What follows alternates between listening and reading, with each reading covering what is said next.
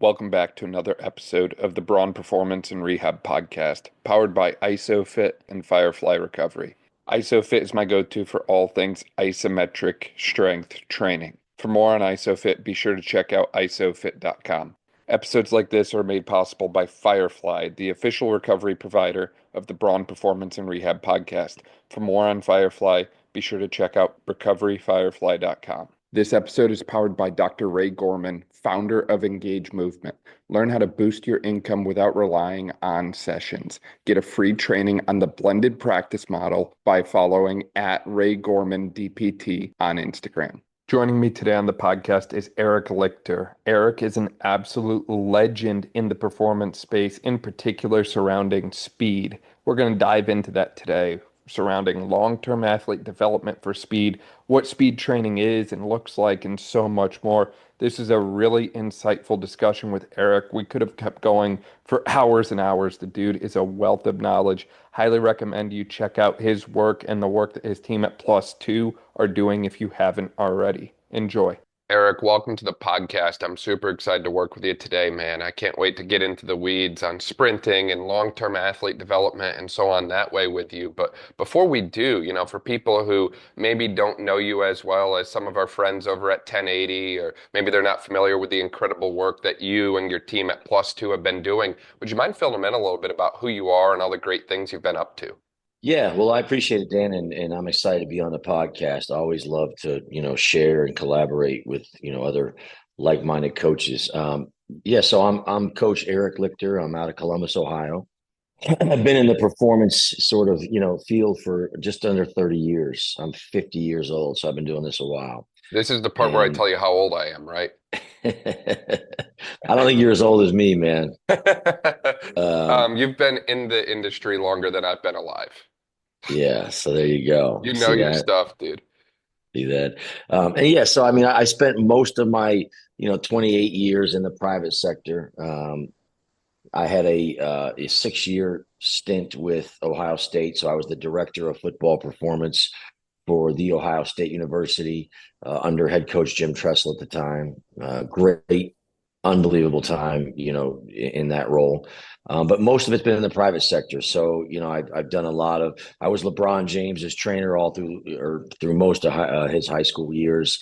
I've probably trained 30 first-round NFL and NBA draft picks. So I was kind of rare because I did both football and basketball draft prep, and they're like on opposite sides of the planet on what that's like. I've trained a couple Heisman Trophy winners, a couple Thorpe Award winners, some Olympic sprinters. And speed is sort of my love, passion, gift, if you will. And over 28 years, long story short, like what I was doing back when I was 24 and the guesswork, although I think we got lucky more than we got it wrong.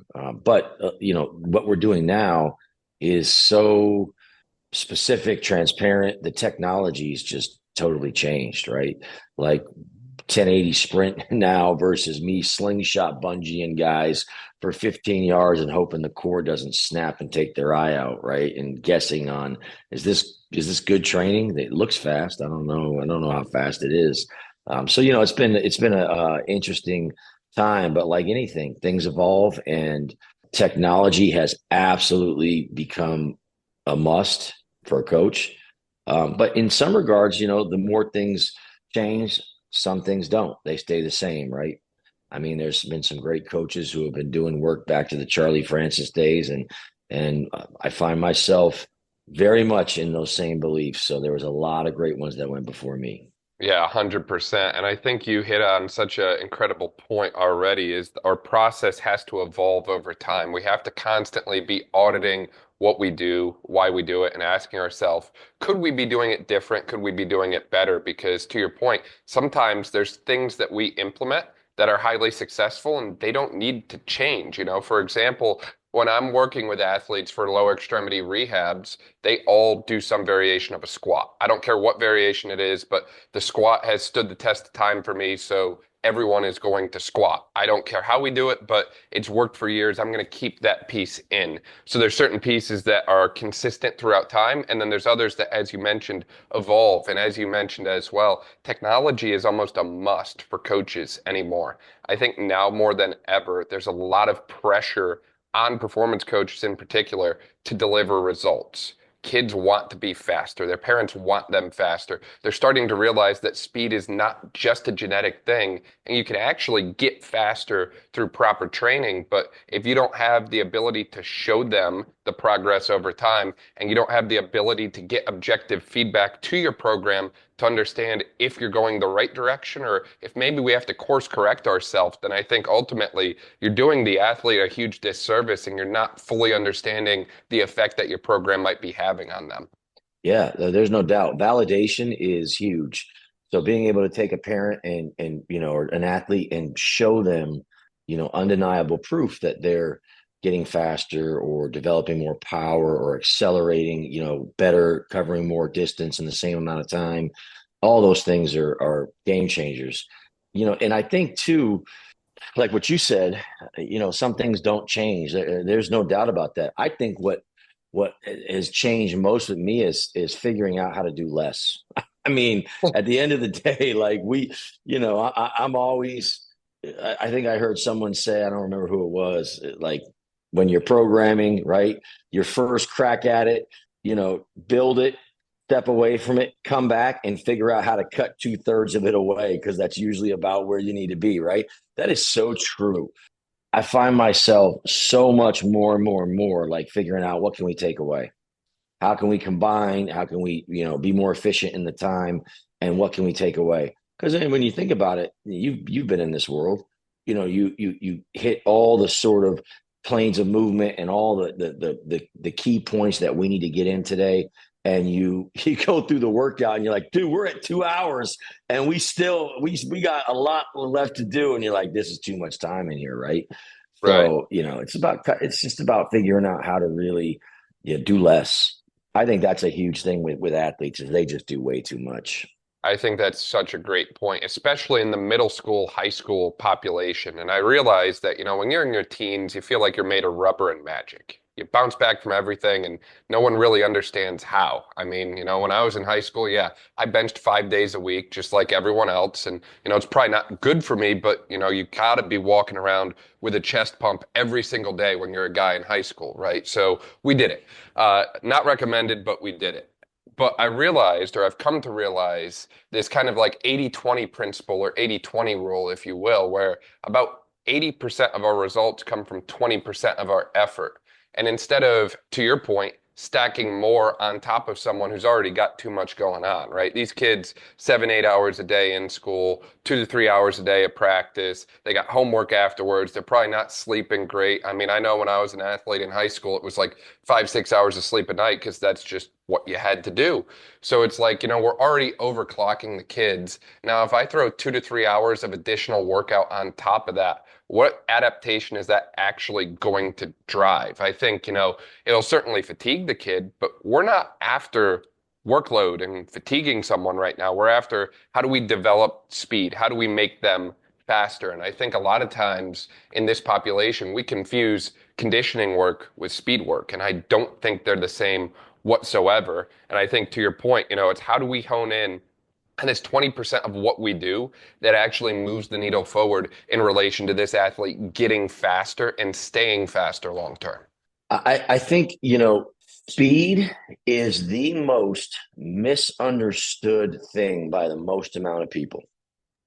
At some point you have to sit there, whether you're a track coach or a speed coach or whatever, especially when you have most of the control of the athlete. In my world, I share most of our athletes, right? I'm kind of the guy who they come to for speed work or, for strategic work in between all the other stuff they're doing, right? So my job is the hardest because I need to get and extract information from the athlete.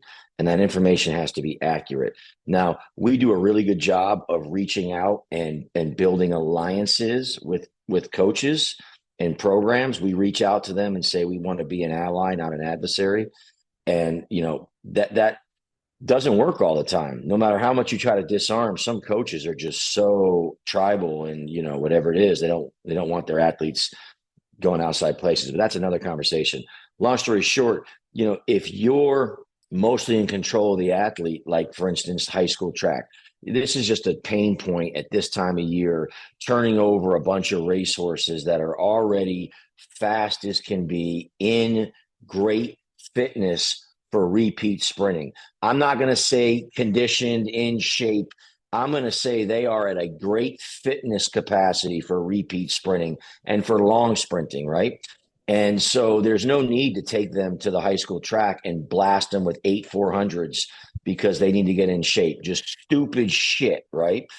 And so, like, if you're a high school track coach, and I'm not indicting all of them, but if you are constantly watching your team get hurt, multiple athletes, and I'm not talking 2 or 3, I'm talking 8 or 9, out by the middle of the season with hamstrings and soft tissues, and you're watching year in and year out, most of your team gets slower as the most important meets come up, districts, regional, state, finals. You've got to ask yourself, what is it, right? Is it me or is it the athletes? Like, it's just, super frustrating that people confuse, now and to this day and age still, they think work, extreme amounts of work and extreme amounts of submaximal, load on an athlete somehow translates to faster, right? It's like saying to the pitcher, hey, you throw 95, that's the heat you bring. We need 98. In order for you to go from AAA to the bigs, you're going to have to throw 98. Okay, 95 is not going to cut it here. So the plan is going to be, we're going to just work the shit out of your arm. We're going to make it exhausted. And what we're going to do is in the week 1, we're going to throw 378 mile an hour fastballs with a tired arm. And then week 2, we're going to make it 400. We're going to add more 78 mile an hour throws because that's just going to, get that arm in shape. And then in week 3, we're going to do 500. And then, we're going to go to 600 and we're going to work really hard. And then you're going to be able to throw that fastball 98 miles per hour.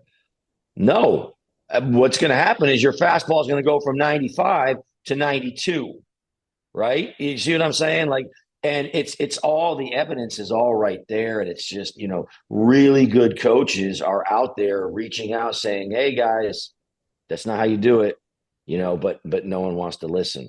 Yeah, no one wants to crazy. listen to this concept of do less to get more out of it. But, I'm willing to bet your athletes probably spend more time resting than they do sprinting when they're working with you. But that's what it takes sometimes. You have to allow energy systems to regenerate. And you also have to understand the motor learning element of it as well. If you're going to get technical with something like sprint mechanics or sprint form or something like that, don't expect athletes to pick up on that and have some kind of like motor learning effect if they're super fatigued and tired and gassed. Like if you just keep beating a dead horse over and over again, it's not going to magically just come back to life, right? If you want change, you actually have to allow time for that change to take place. Yeah, for people that are watching this and digesting this, speed is the high tide that lifts all boats, right? Sprinting is the one exercise that absolutely influences every other, physical trait and ability positively. That you can't say that for, I can't say that squatting 100% improves my sprinting. I cannot say that, this lift or whatever it is that 100% is going to improve my sprinting. I can unequivocally say that sprinting will 100% improve my squatting.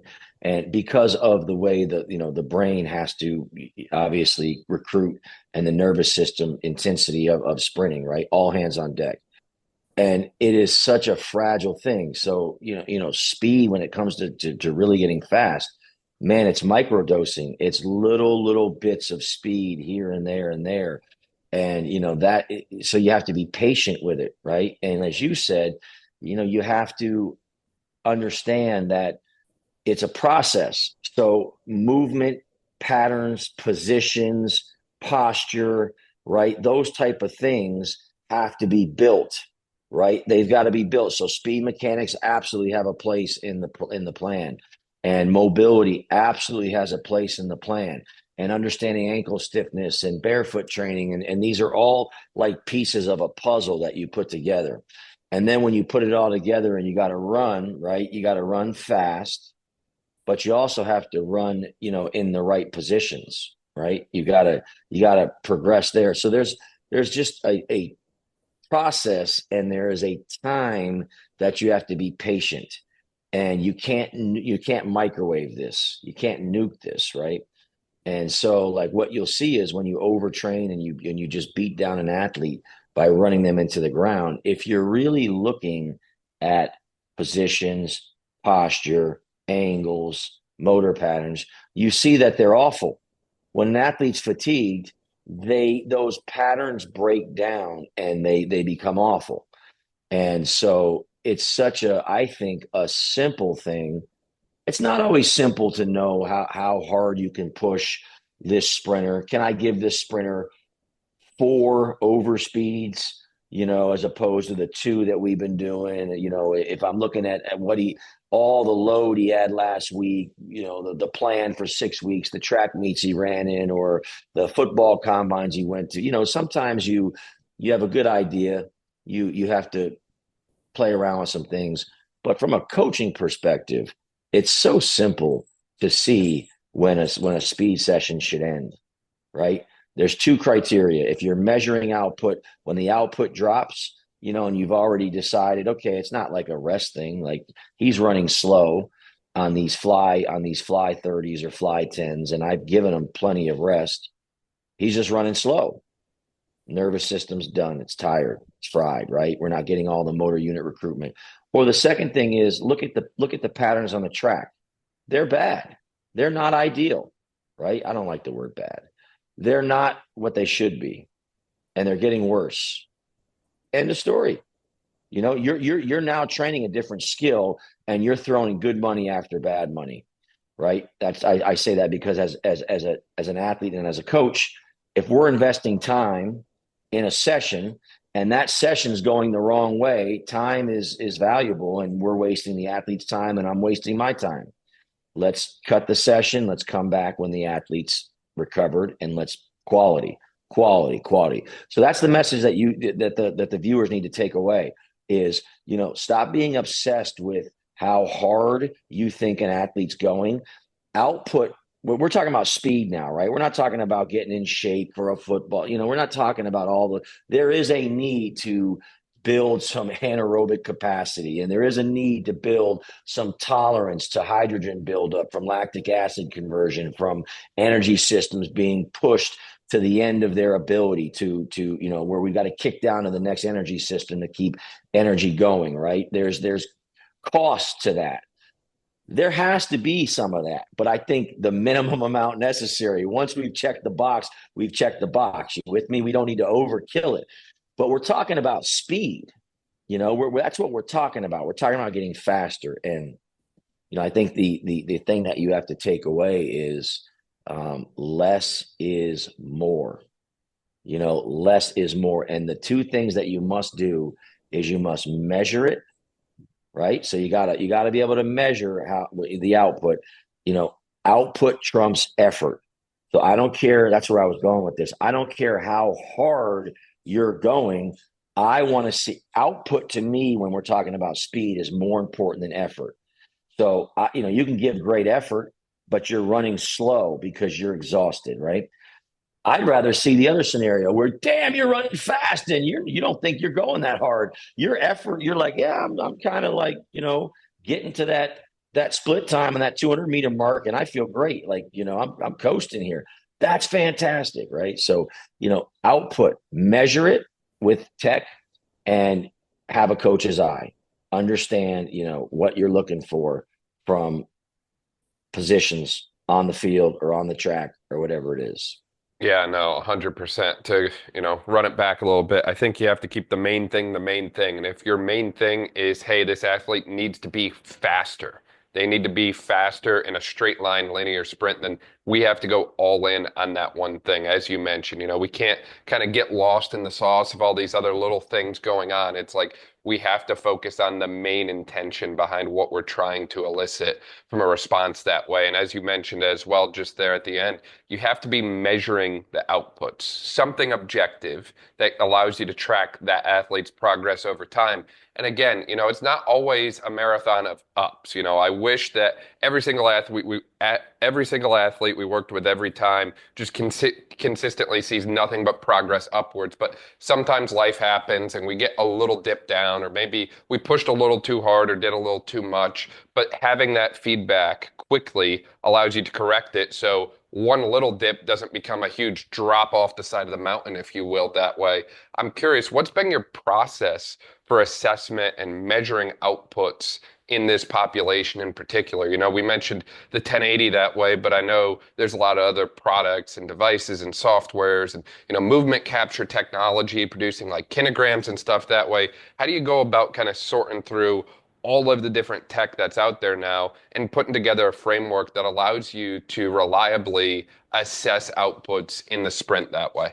So what we do in our main population, so our main athlete population is the middle school to high school athlete. That's who we serve the most at +2, the largest amount of mass. And we always like to start them out with an assessment. So we assess everything from mobility. We kind of put them through, multiple planes of motion and assessing not only their hip mobility, ankle, knee, T-spine, shoulder, all those things. So we'll give them a mobility score. We assess jumping ability. So, vertical jump, horizontal, broad jumps, not just double leg, but unilateral jumping. So we'll assess sort of that power. We'll do a few other things, some strength, some Kaiser, power stuff. And then we'll take them over and we'll assess their sprint capability. And what we do is we pretty much do a battery of sprints where we'll do a 40-yard for the most part. We might shift the distances a little bit if it's a track athlete versus a field sport athlete. But for the most part, they're going to do a 40-yard, 1 kilogram run. So they're running out, against resistance on the 1080 tether. But 1 kilogram is resistance, but it's pretty much insignificant. So we'll do, 2 40-yard runs. Then we'll do a 30-yard run against 5 kilograms. So we'll, load it up. Then we'll do a 25-yard run against 10 kilograms. And then we'll do a 20-yard run against 15 kilograms. And so what we'll do then off of that data is we'll take, their fastest 5-meter average speeds against those loads. We'll put them through a formula and we'll predict their top speed. So we'll know what their absolute top end, highest peak sprinting speed they can run at. And then it also gives us a profile on them called a load velocity profile, an LVP, where we can then determine how much load on the machine for this athlete is required to pull certain amounts of speed away. So this is important because, when you're training the beginning of a sprint, so for a football player, that's the first 10-yard dash or the 40-yard dash, right? For a baseball player, that's the first, 10 yards of the 60-yard dash, right? Where they're sideways and they turn and go. If it's for a track athlete, it's coming out of the blocks.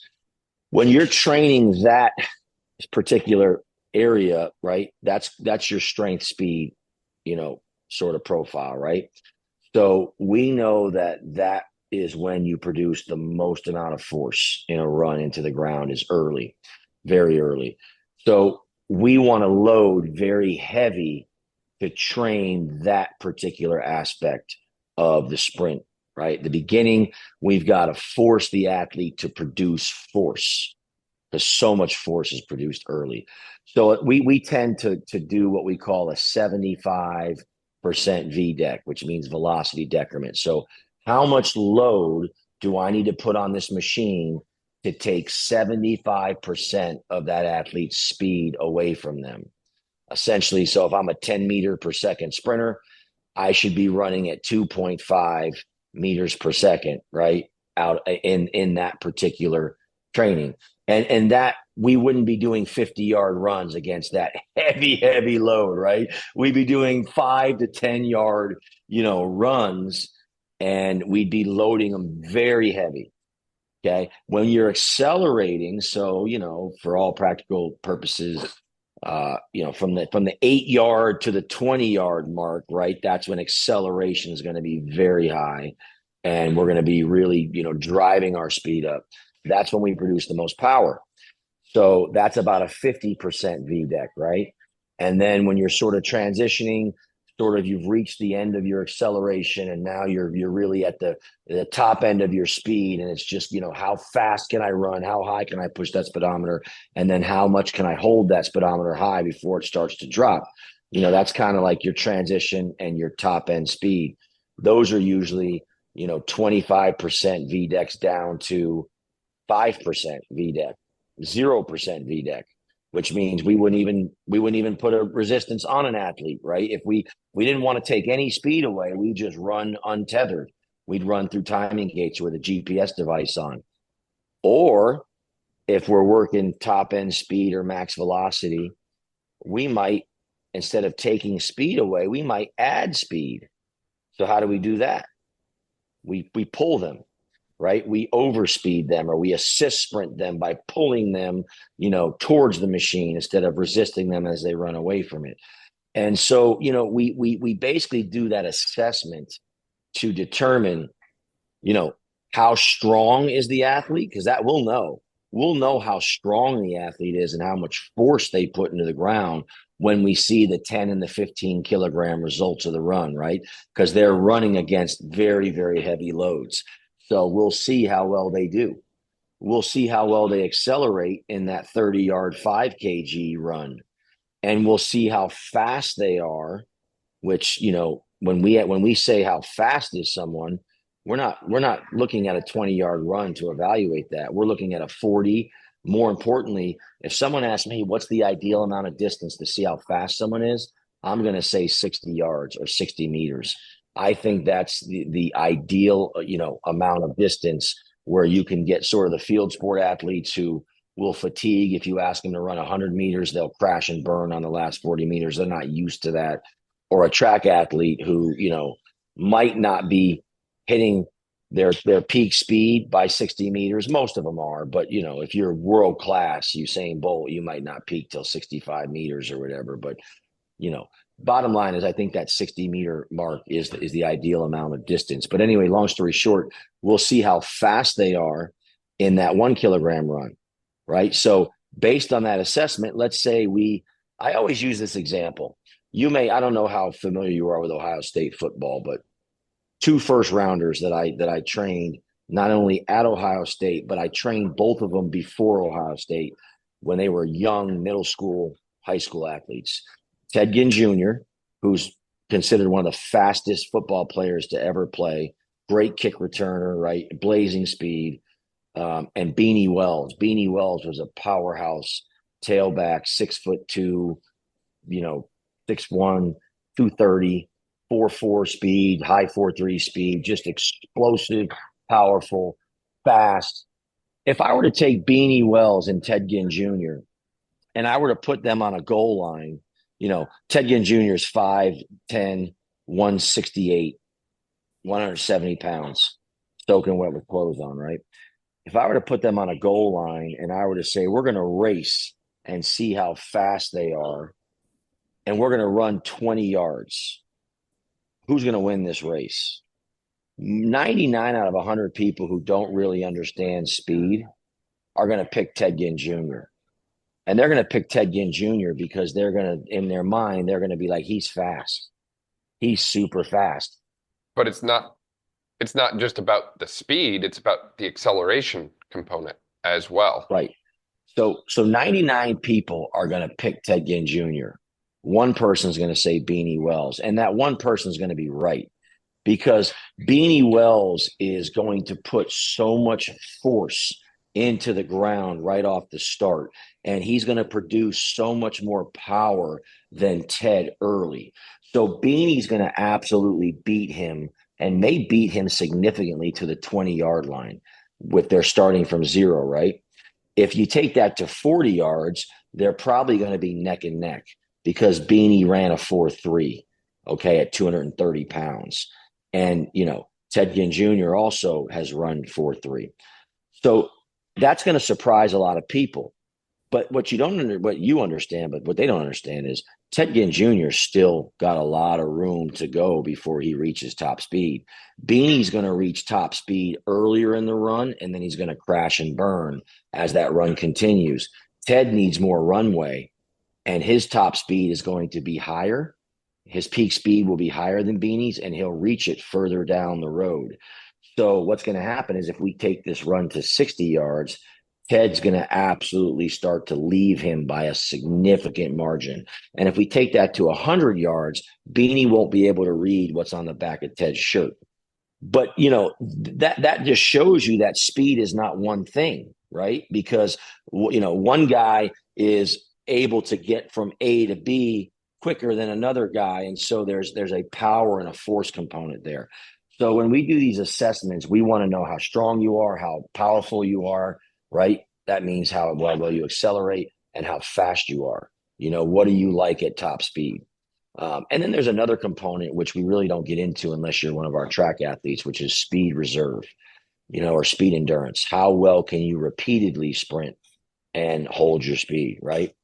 So how fast can you recover and how repeatedly fast can you sprint? That's another, I think, really, really important, physical key performance indicator for athletes. But it's not something that we measure on day one of an assessment because we're not going to just run an athlete over and over and over again, right? So we kind of get to that a little bit later. Quick break, because if you're a rehab professional sick of burnout, this could be your answer. Engage Movement's blended practice model is a proven system built by Dr. Ray Gorman, a PT who walked away from the 55-hour-a-week grind and built a blended practice model that doubled his income while working less than 25 hours a week, and he didn't have to rely on the traditional way of selling sessions to do so. It's all about blending remote and in-person services, stacking monthly recurring revenue, and building a business that finally supports your life, not the other way around. This model isn't just theory. Real providers, including myself, are creating lives of freedom and flexibility without being tied to their schedule. And as a listener, you get free access to the complete training. DM my name, Dan, to @RayGormanDPT on Instagram and receive your free breakdown on the model. Yeah, because then your assessment's invalid if you just ran them into the ground for 3 hours. It's like they're not going to do that in training, so why would I do that from an assessment purpose? I love the way you outline that and just kind of building off your example there on Beanie against Ginn that way. It's also good carryover from a coaching standpoint into the game itself. There's all these talks about, speed and game speed and that sort of thing as well. And it's like, what can we as a performance coach do to help this athlete not just get faster, but also from a carryover to sports standpoint? It's like, head coach might be one of the ones who is in that 99 that picks Ted over Beanie. And then it's like you put them side by side and you realize, hey, look, Beanie's faster for the first 20 yards. Like, that's the difference in a game like football of the running back hitting the hole and then getting to explode away versus they don't actually hit the hole as hard and they can't actually explode away and develop into something, further on down the field that way.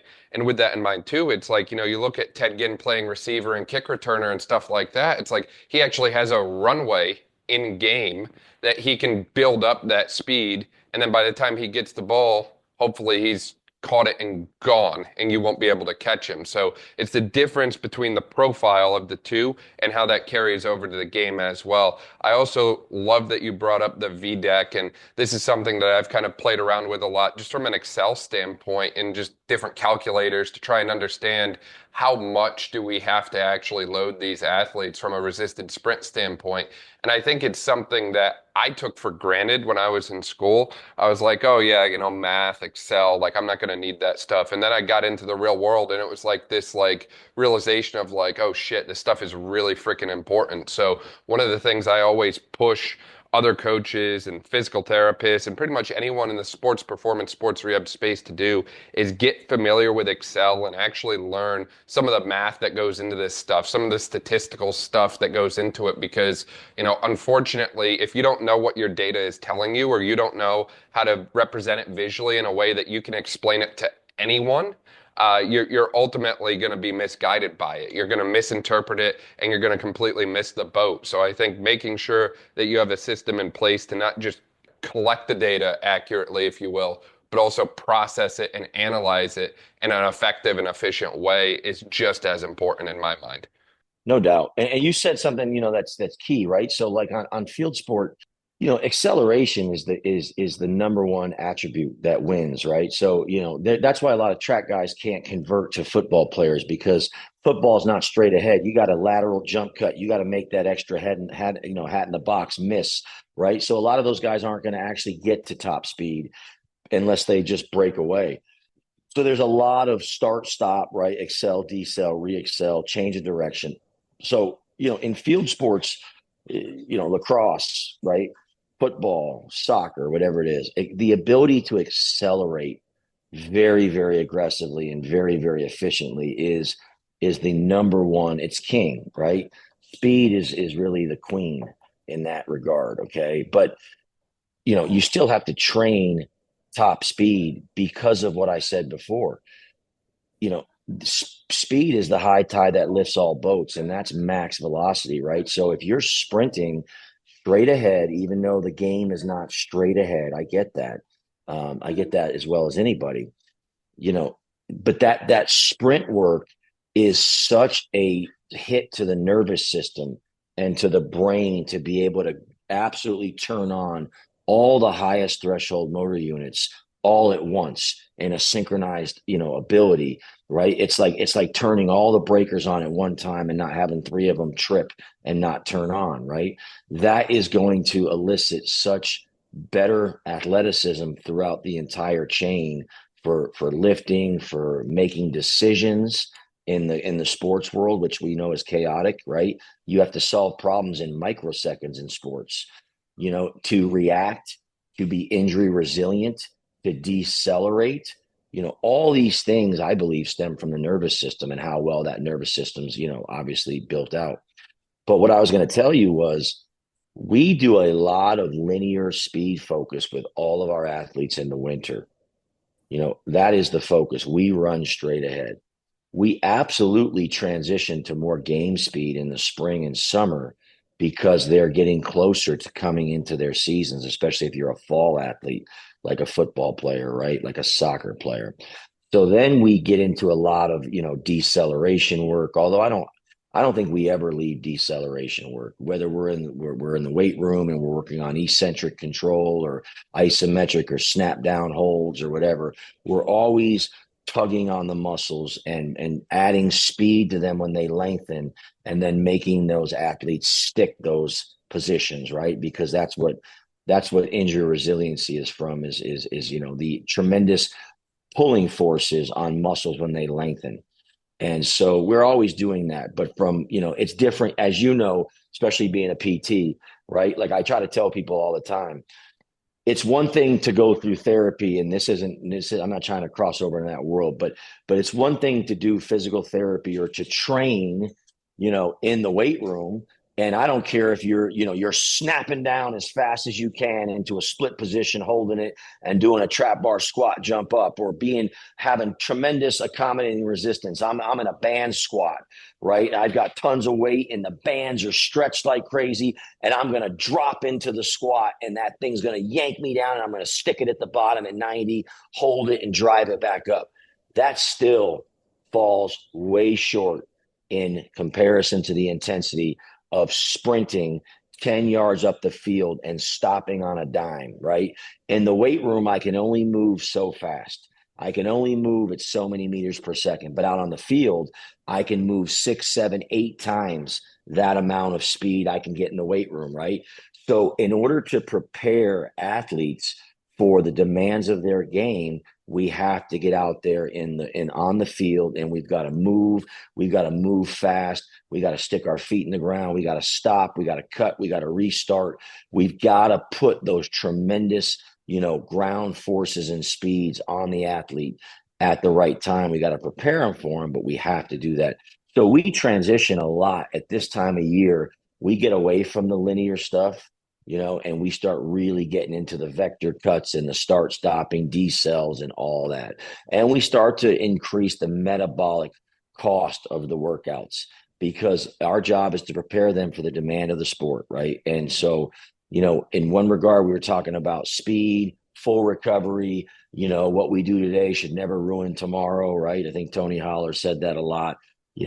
We know that that's really important. But when we get into this part of training the athlete, we cross that line a little bit, and we definitely build more capacity and more, starting and stopping is the most taxing thing on the body. So if you look at like a GPS load calculation, player load, we have GPS on kids all the time, all over the country.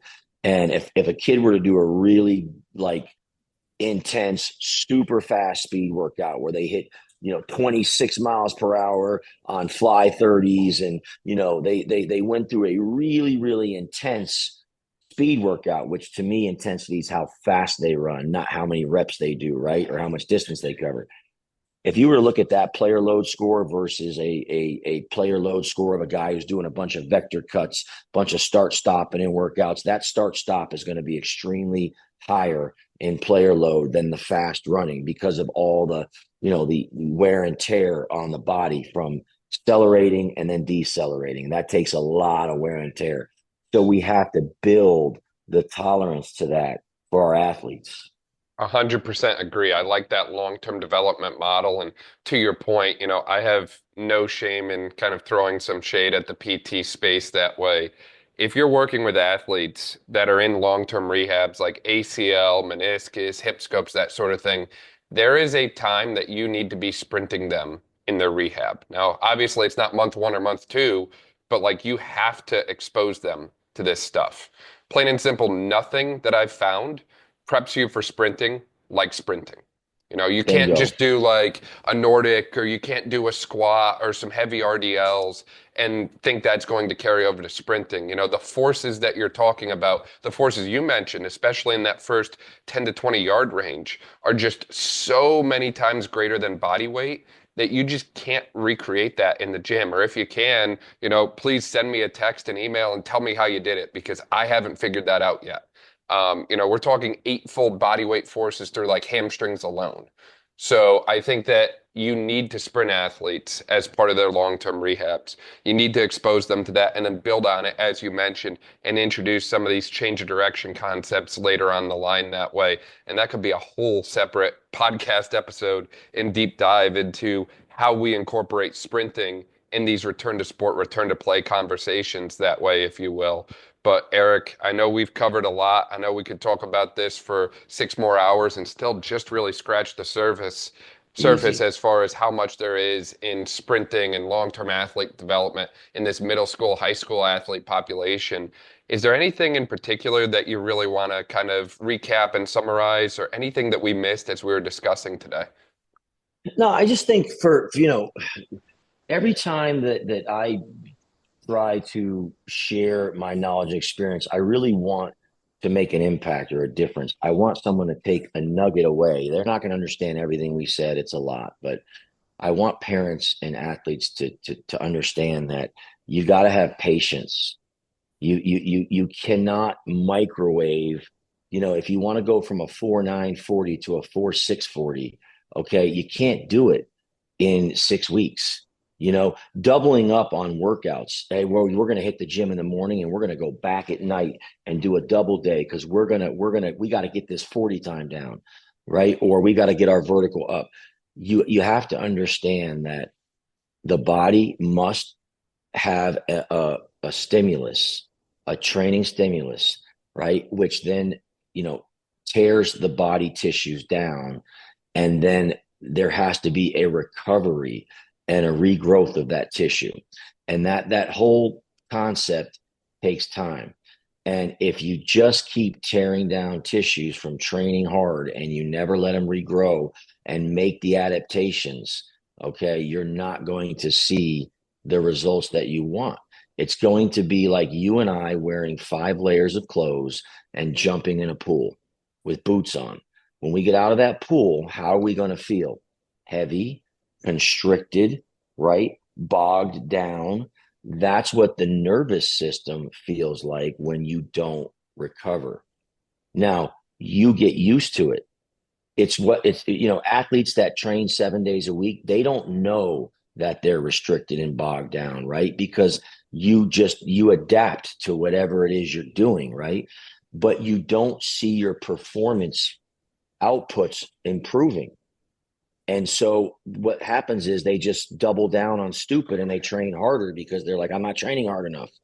And you know what I'm saying? It just so like everybody, if you just went to like Florida for 2 weeks and sat in the sun and drank water and didn't do a single thing, no training, don't go to the gym, sit on the beach chair for 8 hours a day and just, relax and take 2 weeks off and come back. Everybody would run their fastest 40 they've ever ran. Everybody would jump their highest vertical from doing nothing, right? It's proven. So, understand that it's patience, and that it's not necessarily getting some, crazy level of training.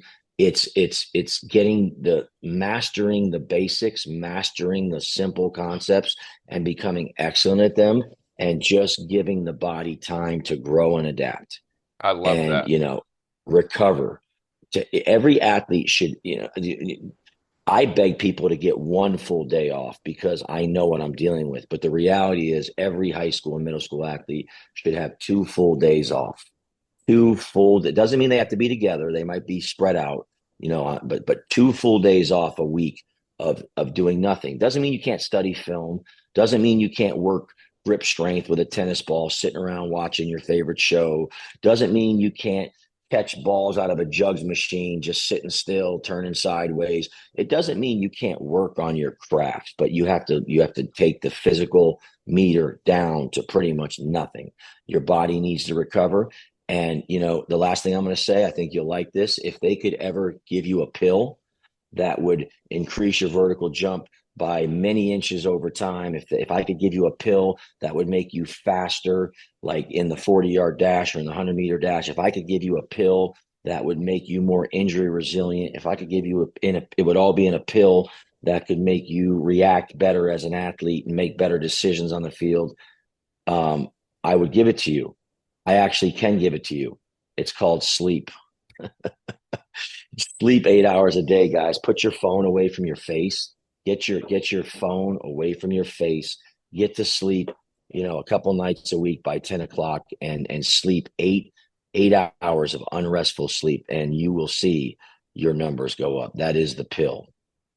I love that. I love those takeaways, Eric, and I couldn't agree more. And the only thing I would add to it is please be consistent with the program that you run. Nothing drives me more crazy than an athlete, to your point about wanting quick results, going into one facility, training for 6 weeks, not being happy, and then jumping to another facility and another facility and a new program. Be consistent, trust the process, and stay the course. And as you mentioned, recover, sleep, pay attention to the minor things, because as you mentioned, you've worked with extremely high level athletes, and all of those guys are dialing in all those things. If you want to be the next Ginn, or you want to be the next Beanie that way, you have to take everything seriously. It's not just, we see this all the time on social media. It's not just train hard. It's like, hey, you have to train, you have to sleep, you have to eat, you have to recover, you have to do all the things that way. And I know that you and your team are masters of that, and you work with athletes from very young ages all the way up to, the highest levels of sport that way. So for people who want to find out more about you and your team, maybe they want to find out more about the remote programming and coaching that you guys offer, where can they find out more about you and Plus Two? Yeah, so mostly the social medias that we use most are Facebook and Instagram. I'm just Eric Lichter on Instagram, just EricLichter.